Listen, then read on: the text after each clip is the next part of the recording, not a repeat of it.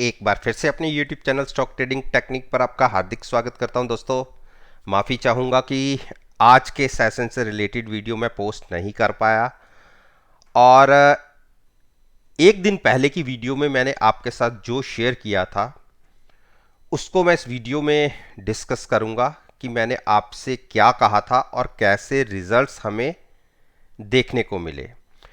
अगर हम कल की इस कैंडल को छोड़ दें, क्योंकि कल मैंने वीडियो पोस्ट नहीं की थी, और जब ये कैंडल फॉर्मेशन हुई थी अल्ट्राटेक सीमेंट की, इंट्राडे में हमें नीचे 6600 के लो दिखाने के बाद हायर साइड की क्लोजिंग थी।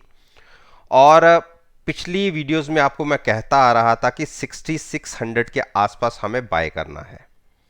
इंट्राडे में तो हम उससे भी नीचे गए थे, तो हमने एज्यूम किया था कि हमने 6600 पर बाय कर लिया, और जाते जाते एक शार्प रिकवरी दिखी थी फ्राइडे के सेशन में, और हमने बिल्कुल टॉप पर जाके क्लोजिंग दी थी।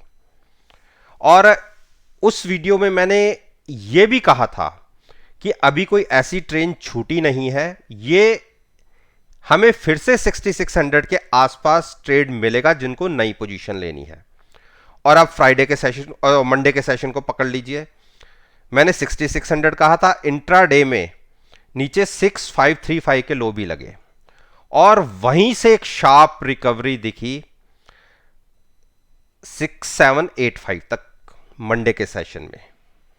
और आपने अगर 6600 पर बाय किया, आप देखिए एक दिन के अंदर ही हमें तकरीबन 175 पॉइंट्स का एक गेन मिला, और आज तो ऊपर खुले और 7000 के आसपास तक हम चले गए। 7000 नहीं तो 6940 हम मान ले, वहां तक के हमने आई दिखाए। 6600 की बाइंग, और 2 दिन में आपने जो हाई देख लिया 6940, यानी 340 पॉइंट्स का आपको गेन मिल गया, और क्लोजिंग भी बहुत अच्छी आई है। हाँ, हाई से 100 पॉइंट्स हम गिरावट के साथ क्लोज हुए हैं आज के सेशन में। आप बहुत अच्छे ह्यूज प्रॉफिट में बैठे हुए हैं। मेरा यह मानना है कि एक्सपायरी से 2 दिन पहले, एक एक्सपायरी का दिन मान लीजिए और एक उससे एक दिन पहले का दिन मान लीजिए, इसके अंदर इंडिकेटर्स काम नहीं करते। पोजीशनल गेम होती है, जिस तरफ की पोजीशन बनी होती है उसके ऑपोजिट साइड पर हमें मूवमेंट देखने को मिलती है। तो मैंने आपको अपनी पिछली वीडियोस में बोला था, जैसे यहां से गिरावट दिख रही थी, एक बड़ा पुलबैक देखने को मिल सकता है, और 2 दिन के अंदर ही हमें तकरीबन 340 पॉइंट्स का एक अपसाइड की मूव देखने को मिल गई है। मेरा यह मानना है, आज क्लोजिंग अच्छी आई है और बुलिश क्रॉसओवर बन रहा है। आप ये देखिए, एक मूव और अपसाइड पर आ सकती है, लेकिन अगर आप 6900 के आसपास या उससे 10-15 पॉइंट पहले भी एग्जिट हो जाए तो बढ़िया प्राइस आप प्रॉफिट में अपने ट्रेड को कन्वर्ट कर लेंगे। अभी भी आप अच्छे प्रॉफिट में बैठे हुए हैं, और जिसको नया ट्रेड लेना है वो एक बार थोड़ा सा वेट करें। गिरावट पर हम बाय करेंगे, फिर से प्राइस 6700 के आसपास आएगा तो वहां पर लॉन्ग करेंगे, और साथ में कोई भी पोजीशन नेकेड कैरी नहीं करनी। साथ में अगर बाय कर रहे हैं तो एट द मनी पुट जरूर बाय कीजिएगा, नेकेड पोजीशन कोई कैरी मत कीजिएगा। अब आईओसी की बात करें, देखो, अगर आप मेरी वीडियोस को देखते हुए आ रहे हैं, हमने इसमें 113 की कॉल बाय करके हमने फ्यूचर सेल किया हुआ था, और वो किस लिए किया था? ओवरबॉट जोन के अंदर थे हम। थोड़ा सा मार्केट हमारे अगेंस्ट चली गई और हमने 118 तक के हाइज भी लगा दिए थे, और ये पोजीशन हमारी तकरीबन 10-12 दिन पहले से बनी हुई है। और क्योंकि कल मैंने वीडियो पोस्ट नहीं की थी, और अगर जिस दिन ये वीडियो पोस्ट हुई थी, मैंने आपसे क्या कहा था कि 111 तक के हमें टारगेट्स देखने को मिल सकते हैं। आप मंडे के सेशन को देख लीजिए, 110 तक के हमने लो लगा दिए, यानी हमारा ये ट्रेड अच्छे प्रॉफिट में क्लोज हुआ है। मैंने 110.50 पर तो स्केयर ऑफ नहीं किया, लेकिन हां 111 पर हम इसमें से एग्जिट हुए हैं। यह भी मानता हूं कि हमें कोई इस ट्रेड के अंदर बहुत बढ़िया प्रॉफिट जनरेट नहीं हुआ, क्योंकि पुट के जो प्रीमियम था वो डिके हो गया। पुट हमने थोड़ी सी महंगी खरीदी थी, उसके अगेंस्ट में जो हमें प्रॉफिट हुआ केवल 3 रुपए का हुआ है। तो इस ट्रेड से तो हम एग्जिट हो गए हैं। बाकी साथ साथ में मैंने रिटेल इन्वेस्टर्स को 110 के आसपास या 111 के आसपास लॉन्ग पोजीशन लेने की बात करी थी। वो किस बिहाफ पे की थी कि ये जो आप एक ग्रीन कलर की ट्रेंड लाइन देख रहे हैं, ये नीचे के प्राइसेस को रिप्रेजेंट करती है, और ये मैंने ड्रॉ की हुई है तकरीबन 11 नवंबर से। और यहां पर देखिए, ये प्राइस था एक बार 18 मार्च को, इस ट्रेंड लाइन को तोड़ के प्राइस नीचे निकला था। उसके बाद कई दिनों तक नीचे ही ट्रेड करता रहा था, और उसके बाद आप देखिए जो 5 मई को इसने पहली बार फिर से इस लाइन को टच किया, यहां कंसोलिडेशन किया और उसके बाद इसको क्रॉस किया। तो मेरा यह मानना था कि इस स्टॉक का प्राइस इसी ट्रेंड लाइन के आसपास आके रुकेगा और यहां से एक जंप ले सकता है, और जैसा देखने को भी मिला इंट्राडे में जरूर हम ओपन नीचे हुए, और जहां ओपन हुए वहीं से हमने एक अपसाइड की मूव पकड़ी, और यहीं पर मैंने आपको बाय करने के लिए कहा था। आप मेरी पिछली वीडियोस देख सकते हैं। तो 110 111 के बीच में मैंने बाय करने के लिए बोला था, और साथ में हैजिंग के लिए हमने पुट भी बाय करनी थी उसी स्ट्राइक की, और फ्यूचर्स के अंदर प्राइस को बाय करना था, सॉरी स्टॉक को बाय करना था। तो अब हम कहां खड़े हैं, अब यहां से अभी कैसी पोजीशन लेना चाहते हैं। देखिए, अगर इसने 114 के ऊपर क्लोजिंग दिखा दी कल के सेशन के अंदर, या उसके ऊपर खुलता है और 10 से 15 मिनट ट्रेडिंग मिलती है, तो हमें फिर से 117 के टारगेट, 118 के टारगेट देखने को मिलेंगे। और नेचुरली बात है, ये ट्रेड आप जुलाई एक्सपायरी का लीजिएगा। अब बात करते हैं Gas Authority of India Limited. देखिए, Gas Authority of India Limited में मेरी पिछली 4-5 वीडियोस उठा के देखिए, मैंने आपसे क्या कहा था कि हमें 150 के आसपास, 155 के आसपास बाय करनी थी, जब हमने यहां पर ट्रेड कर रहे थे 168 167।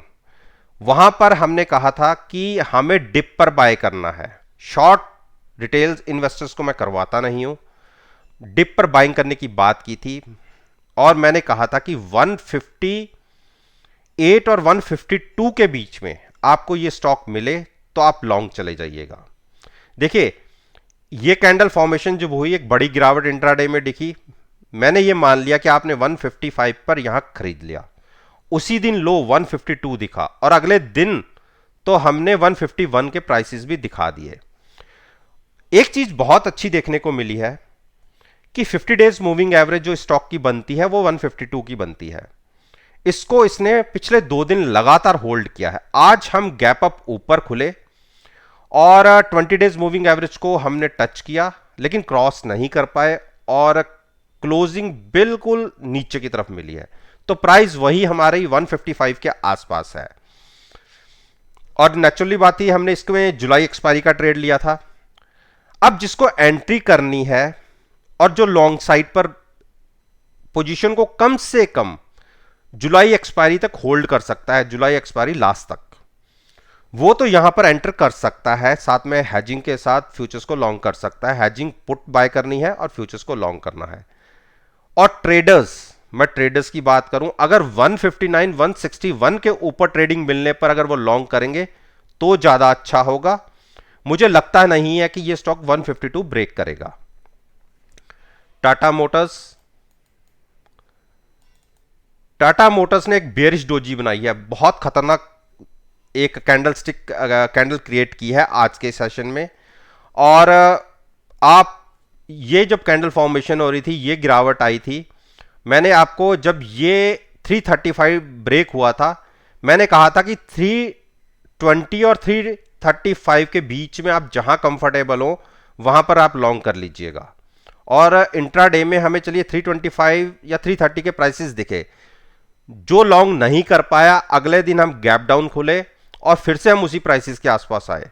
चलिए यहां तो मैं मान सकता हूं कि कोई बंदा नहीं खरीद पाया मेरे कहने पर, लेकिन अगले दिन तो हम नीचे ओपन हुए और मैंने इन्हीं प्राइसेस के बीच में लॉन्ग करने को बोला था और हमें क्लोजिंग भी उसी के बीच में मिली है। तो यहां आपने लॉन्ग कर लिया। उसके बाद अगले दिन हमने हाई देख लिए 344.45 के। क्योंकि मैंने ये वीडियो पोस्ट नहीं की थी तो इसलिए मैं ये भी नहीं कह सकता कि आपको यहां पे एग्जिट होना था।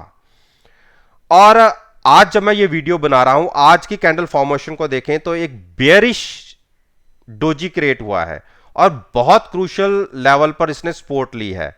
मेरा यह मानना है कि अगर हम इस स्टॉक में कल नेगेटिव ओपन होते हैं तो फिर से गिरावट कंटिन्यू हो सकती है। नेगेटिव ओपन होने पर मेरी बातों को ध्यान से समझिएगा, अगर हम आज की क्लोजिंग से नेगेटिव ओपन होते हैं, 10 से 15 मिनट बने रहते हैं नीचे, तो एक डाउनफॉल देखा जा सकता है। तो रिटेल इन्वेस्टर जरूर लॉन्ग करें नीचे के प्राइसेस से। मुझे नहीं लगता कि 323 ब्रेक होगा। और इसके ऊपर बिल्कुल रिवर्स साइड पे आ जाइए। ट्रेडर्स की बात कर रहा हूं जिन्होंने पोजीशन लॉन्ग साइड पर जाना है। आज की कैंडल फॉर्मेशन के हिसाब से तो 98% पोजीशन एक बेयरिश बनती है आज की कैंडल स्टिक के हिसाब से। लेकिन अगर मार्केट ही 100-150 पॉइंट ऊपर खुले तो ये कैंडल फॉर्मेशन भी बिल्कुल चेंज हो जाती है। जैसे आपको मैं दिखाता हूं, ये वाली यहां पर आप देखिए, यहां एक बेयरिश कैंडल फॉर्मेशन थी, आप देखिए, और यहां पे एक बुलिश कैंडल फॉर्मेशन थी, लेकिन बिल्कुल रिवर्स हो गई। आप देखिए यहां बिल्कुल नीचे से ऊपर जाके क्लोजिंग मिली है और अगले दिन हम फ्लैट खुले और फिर ऊपर जाके हम नीचे गिरे। तो ऐसा नहीं है, लेकिन जो कैंडल को समझते हैं, कैंडल की लैंग्वेज को पढ़ना जानते हैं, उनके हिसाब से ये एक बेरिश कैंडल है। तो उस पॉइंट के हिसाब से हम ये मानते हैं कि इसकी शुरुआत कल नेगेटिव हो सकती है। बाइंग इसमें 342 के ऊपर ट्रेडिंग मिलने पर बनती है, उससे पहले नहीं। अब बात करें यूपीएल। देखिए, आप अगर मेरी वीडियोस को तकरीबन देखते हुए आ रहे हैं, अगर मैं बात करूं, चलिए ज्यादा दूर नहीं जाते, अगर 15 दिन पहले की भी बात कर लें या इस महीने की जो एक्सपायरी शुरू हुई थी तब से भी बात कर लें, तो आप सभी को पता है कि 400 की कॉल बाय करके हमने फ्यूचर सेल किया हुआ था और एक टाइम तो हम अपने ट्रेड में बिल्कुल अगेंस्ट चले गए थे, यानी 860 तक भी हमने हाइज देख लिए, लेकिन कॉल हमारे पास थी लॉन्ग साइड पर, तो हमें इतना बड़ा कोई लॉस नहीं आ रहा था। और इस स्टॉक ने हमें हमारी उम्मीदों के बिल्कुल अगेंस्ट ट्रेड दिखाया है। और आप ये देखिए, इस ट्रेड को हमने पिछले मंथ से इस मंथ भी कैरी किया और मेरा यह मानना था, क्योंकि 4 दिन से यह स्टॉक यहीं पर कंसोलिडेशन कर रहा था और मेरा यह मानना था एक बार इसने इस लाइन को छोड़ा, 9 दिन की मूविंग है, तो एक बड़ी गिरावट हो सकती है। और कल के दिन में आप देखिए 772 73 के मैंने टारगेट्स आपसे डिस्कस किए थे और कल के सेशन में देखने को मिले। और जो हमारा ट्रेड था, हमने 775 की बात करी थी कि 775 पर आते हैं तो एक बार हम इस ट्रेड से एग्जिट होंगे, और हम हो गए। 775 पर हमारा ट्रेड एक खत्म हो गया और ना ही हम अब इसको कैरी फॉरवर्ड करेंगे, क्योंकि बहुत 2 महीने से हम इसे कैरी फॉरवर्ड कर रहे थे, बड़ी मुश्किल से जान छूटी है। अब आज बिल्कुल रिवर्स चला, स्टॉक 800 के आसपास क्लोज दिखा रहा है, लेकिन अभी एंट्री नहीं करनी। अगर गिरावट फिर गहराती है, अगर 750 के आसपास मिलता है तो लॉन्ग करिएगा, अदरवाइज इस स्टॉक के अंदर अभी हाथ मत डालिए। अभी अपनी 2-3 मूविंग एवरेजेस के बीच में क्लोजिंग दिखाई है। हीरो मोटोकॉर्प, देखिए हीरो मोटोकॉर्प ने हमने 2850 की पुट बाय करके फ्यूचर्स लॉन्ग करने की एक स्ट्रेटजी क्रिएट की थी यहां पर इस वाली कैंडल फॉर्मेशन में, और अगले दिन हम थोड़ा सा ऊपर खुले 2870 के आसपास और हायर साइड की क्लोजिंग दिखाई हमने 2900 के आसपास। और आज एक डोजी पैटर्न क्रिएट हुआ, यानी जहां खुले थे वहीं बंद हुए, लेकिन इंट्राडे में हमने 2950 लगाए। तो इस स्टॉक को देखिए अभी बेरिश मोड में चल रहा है, ऐसा नहीं कि इसको यहां से लॉन्ग कर लेना है। लॉन्ग तो इसको करना है तकरीबन 2990 के ऊपर जाके, लेकिन अगर फिर से गिरावट नीचे आती है और ये स्टॉक आपको 2850 के आसपास मिलता है, तो इस पोजीशन को लॉन्ग साइड पर बनाइएगा, पुट बाय कीजिए और फ्यूचर्स लॉन्ग करिए और ट्रेड लीजिए जुलाई एक्सपायरी का। 200-300 पॉइंट इजीली आपको पूरे मंथ में देखने को मिल जाएंगे। अब बात करते हैं टाइटन।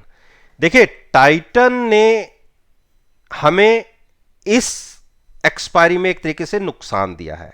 वो कैसे? आप सबको पता है कि हमने इसकी जो कॉल बाय की थी 1700 की कॉल बाय की थी और फ्यूचर साथ में सेल किया था। और नेचुरली बात है, जब कॉल बाय करते हैं उसके अंदर प्रीमियम होता है और मैक्सिमम लॉस आपका वो प्रीमियम ही होता है पूरे ट्रेड के अंदर, अगर स्टॉक कंसोलिडेट करता है। और अब इस स्टॉक को देखेंगे तो इसने एक छोटे से दायरे में ये ट्रेड कर रहा है। हमारी सेलिंग प्राइस से ये स्टॉक तकरीबन 55 रुपए ऊपर ट्रेड कर रहा है, यानी फ्यूचर्स के अंदर हमें लॉस है, लेकिन कॉल के अंदर इतना प्रॉफिट नहीं है क्योंकि उसमें हमने बाय करने के लिए हमने उसमें प्रीमियम भी दिया था। हाँ, ये मान सकते हैं कि 15-17 रुपए का हमें अभी तक नुकसान आ रहा है और लगता नहीं है कि अगले 2 दिन में कोई बड़ी गिरावट आएगी। हो सकता है कि हमें इस पोजीशन को कैरी फॉरवर्ड करना पड़े, तो उस हिसाब से हम इसको कैरी फॉरवर्ड करेंगे। अब जिसको नया ट्रेड लेना है, देखिए उसको लॉन्ग साइड पर एंट्री मिलेगी तकरीबन 168085 के आसपास। तब तक वेट करें, गिरावट पर बाय करेंगे। टीसीएस ने एक बड़ा जंप दिखाने के बाद, अगर हम फ्राइडे सेशन की बात करें, 3350 के हाइज लगाए थे, अगले दिन गैप डाउन खुले और इंट्राडे के अंदर 3250 यानी 100 पॉइंट नीचे गिर गया था टीसीएस।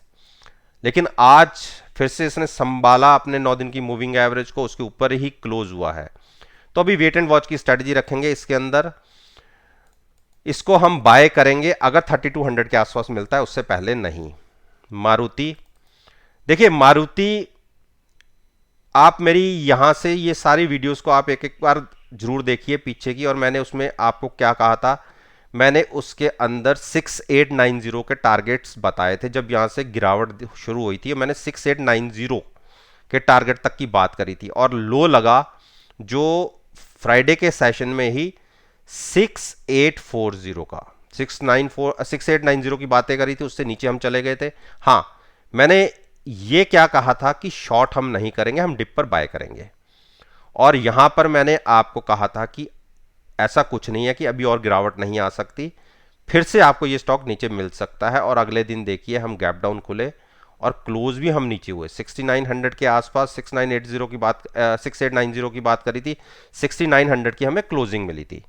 तो ये मान के चलूं कि आपने यहाँ नीचे से बाय किया और यहीं पर मैंने बाय करने के लिए बोला था और मैंने कहा था कि पूरे मंथ में हो सकता है कि ये यहाँ से कंसोलिडेट करे, आपको 15-20 दिन ये पकाए और उसके बाद ये कोई मूवमेंट दिखाए। मुझे पर्सनली ऐसी उम्मीद नहीं थी कि हमने एक ही दिन में 300-350 पॉइंट की एक जंप देख लेंगे।